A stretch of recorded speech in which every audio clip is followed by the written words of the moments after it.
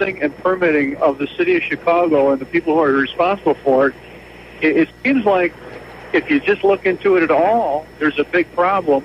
And I'm not accusing this police officer of anything, but here's another case where possibly somebody could be cloud heavy or connected or know somebody that could have overlooked or, just passed. Well, you're jumping way to conclusions. I'm jumping to conclusions, except for I have about 4 other cases, major cases, right on the heels of this one. Yeah, but wait a second. This is a Chicago police officer who is a smart guy, who is smart enough to have a little business on the side because heaven knows we don't pay our police officers enough for them to make a good living for a whole family. So he starts a little business. You're right, Roma. You could also be smart enough to be connected to somebody and just have the whole thing go away. Yeah. That seems to be the pattern here. All right, thank you, Joe. Appreciate your cynicism. Mary is on the north side. You're on WLS. Good morning, Mary. Good morning, Roma. Hey, Don. I was listening to your story, and I still have a lot of faith in the system of valet parking. You do? I think I think Channel 5 likes to rattle cages for a good story and get people all worried, and I think they like to sensationalize this. I think this mishap is an exception to valet parking. I've used it many, many times. I've never had any doubt that I wouldn't get my car back. So I think that people shouldn't panic. I think that, this is an exception to a bizarre thing, but I don't think it's the norm. Mrs. Esposito, I'm so glad you called. Now, Mary did not. Man, you're a riot.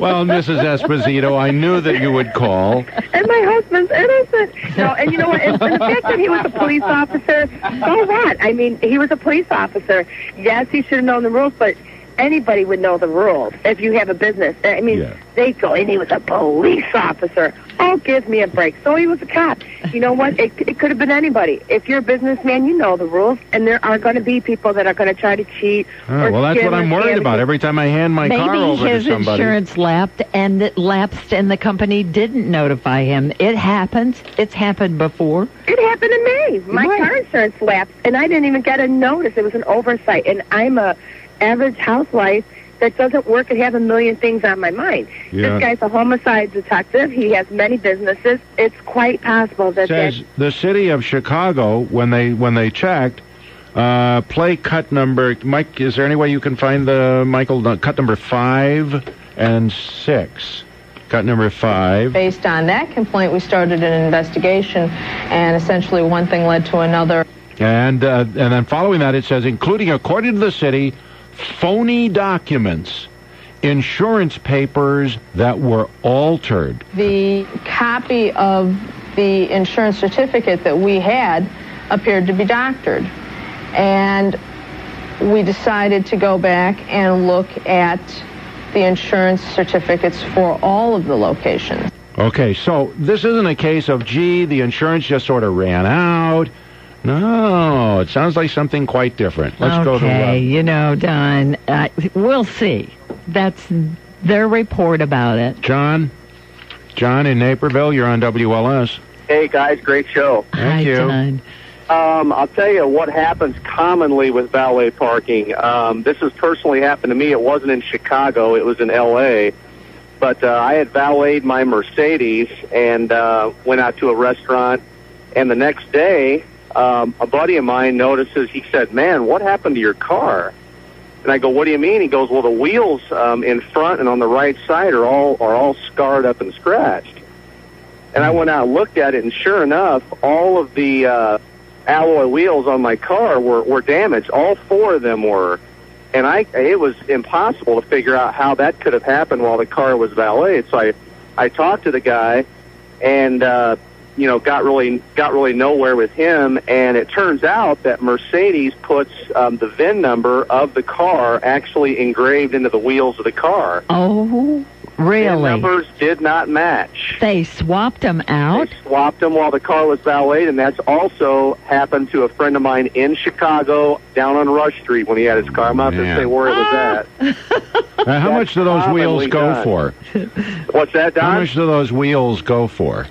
Those wheels cost me $1,200 a piece to replace them. Jeez. And see, here's the conundrum, guys. Imagine this. Imagine going to your insurance company with a claim for $5,000 worth of alloy wheels and saying, well, the wheels on my car were not the ones that are on there now, and I'd like to file a claim for them. And the insurance company looks at you like, come on, pal, what kind of con game is this? Yeah, where are those wheels? They're in the. And conversely, on my situation, my insurance agent told me, he goes, well, you can turn a claim in on this if you want. He goes, but you're going to raise red flags on your insurance for a long time to come, man. So, but I know that's also happened to a friend of mine on a Lexus up in Chicago. He had the exact same thing happen. So. It doesn't happen with just alloy wheels. You would be surprised with the parts, especially on higher-end cars. I could say a lot of things about how valet organizations have connections to certain types of crime organizations that we won't necessarily have to really? Wow, John, you have cast enough shadows to keep everybody busy. Yeah, appreciate your... Thank you. John has stirred the pot. He certainly has. Oh, man. Connections to certain kinds of... all right, we got Joe Millionaire on the table here. We got to talk about what they're trying to do to Ronald Reagan in this CBS movie. It's incredible. Barbara Streisand's thrilled about it. Oh, jeez.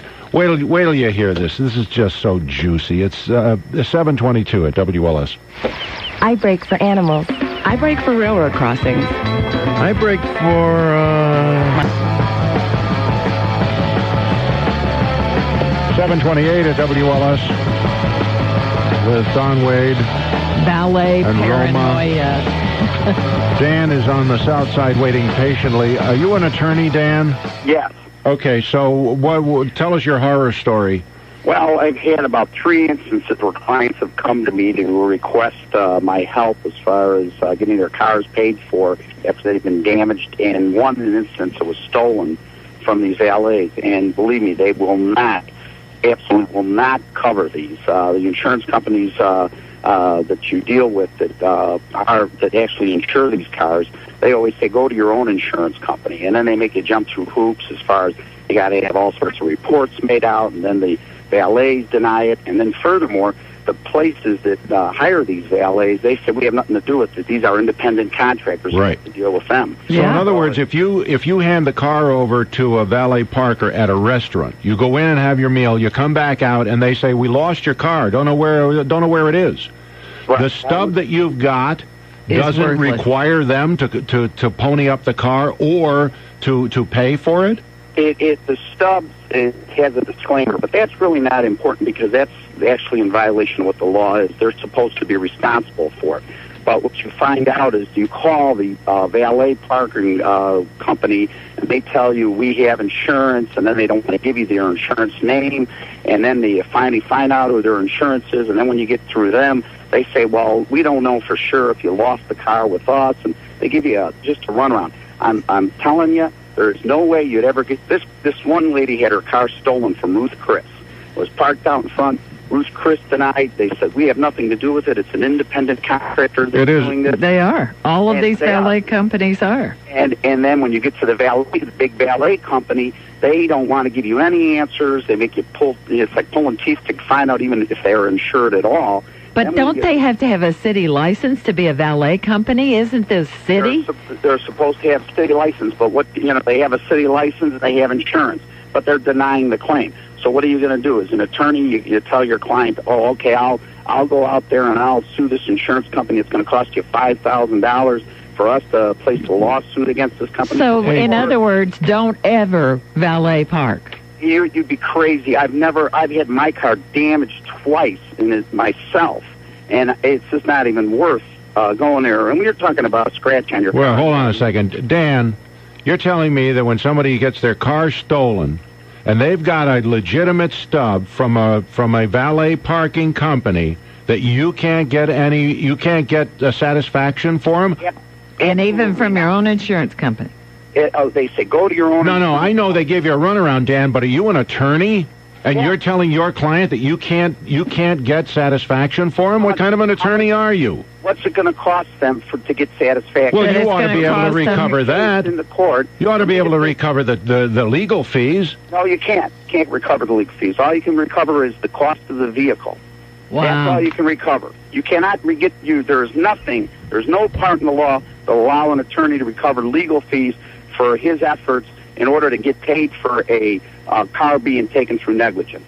Wow. I'll tell you what. I'll tell you what. I don't think you're the attorney I would want to turn to. Well, maybe you wouldn't, but right, that's the pure fact. Okay, thank you. You just don't like the facts he's given you. I don't.